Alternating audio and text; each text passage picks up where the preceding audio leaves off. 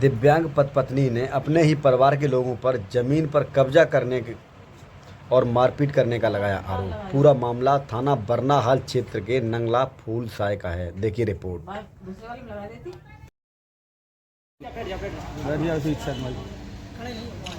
बैठा ले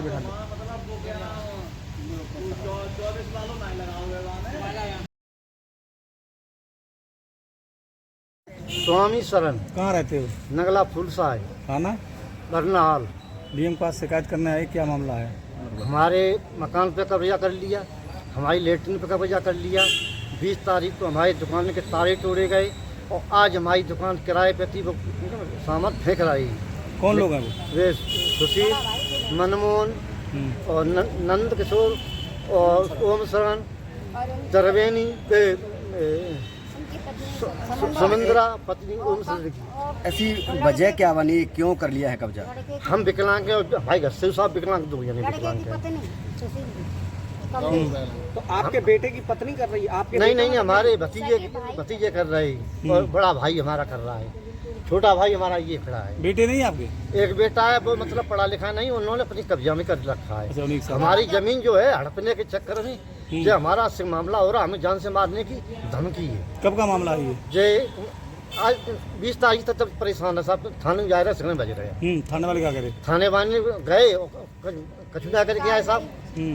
अबे हमारी दुकान को अभी इस मौके पे सामान फेंक रहा है। अभी जिलाधिकारी महोदय से हाँ, मिले अभी हैं। फ्लाट में सामान फेंक रहा अब है। डीएम साहब से मिले, क्या कहा उन्होंने? उन्होंने कहा क्या कहिए, कार्रवाई होगी।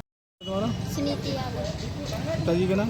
स्वामी शरण। कहाँ रहती हो? हम तो मामा के यहाँ पे रहते हैं, यही मैनपुरी में, लेकिन रहने वाले बरनाहाल के रहते हैं। आज यहाँ पूरे मैं माता शुरू पिता से के यहीं से ही रह रही हूँ, मैनपुरी में ही रह रही हूँ, क्योंकि मैं उधर रहती हूँ तो मेरी जान को भी खतरा है उधर। क्या हुआ, क्या है? आज परिवार के साथ आई है डीएम साहब हमारे कार्यालय। पापा को मारा पीटा है, उनके पैर भी तोड़ दिया है ताऊ जी के लड़के ने, और पापा मम्मी उधर ही रहते हैं। वो भी विकलांग है, पापा भी विकलांग है। एक पैर सही था, दूसरा तोड़ दिया उन्होंने। हमारी जो दुकानें थी वो उन्होंने खाली करवा दी, ताला तोड़ दिया, सारा सामान बाहर निकाल के फेंक दिया।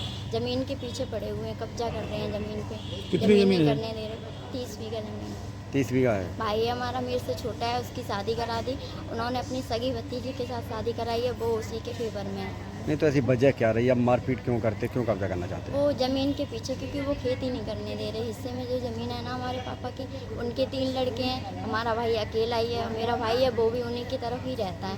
तो उन्हें वो ज़मीन का लालच है, उन्हें ज़मीन ज़्यादा चाहिए। और जो हमारी दुकान है उनके पीछे पड़े हुए हैं। ये लोग कुछ कर नहीं सकते, दोनों लोग कैसे विकलांग हैं, कोई साथ में खड़ा होने वाला है नहीं। चाचा हमारे साथ खड़े होते हैं तो उनके खिलाफ भी, मतलब उनके यहाँ पे भी झगड़ा वगैरह होता अभी है। डीएम साहब से मिली है, डीएम साहब ने क्या आश्वासन दिया? उन्होंने बोला है कि एप्लीकेशन इधर भेज दी है, कार्रवाई हो गई।